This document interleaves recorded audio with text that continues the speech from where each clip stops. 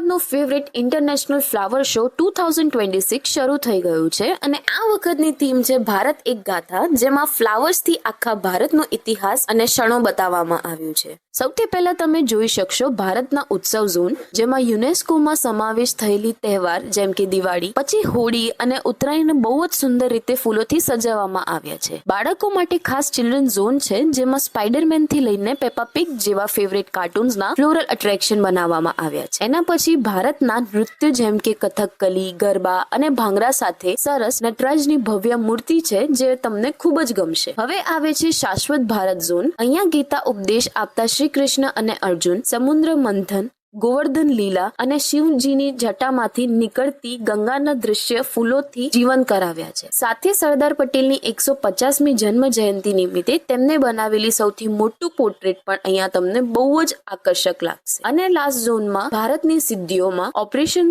સિંદૂરથી લઈને 2030 Olympics, Commonwealth games અને bullet train જેવા હાઇલાઇટ્સ બતાવ્યા છે. અત્યાર સુધીના બધા વર્ષો કરતા આ વખતનો ફ્લાવર શો બેસ્ટ અને બિગર છે, એટલે મિસ કરવા જેવું તો નથી. Ticket price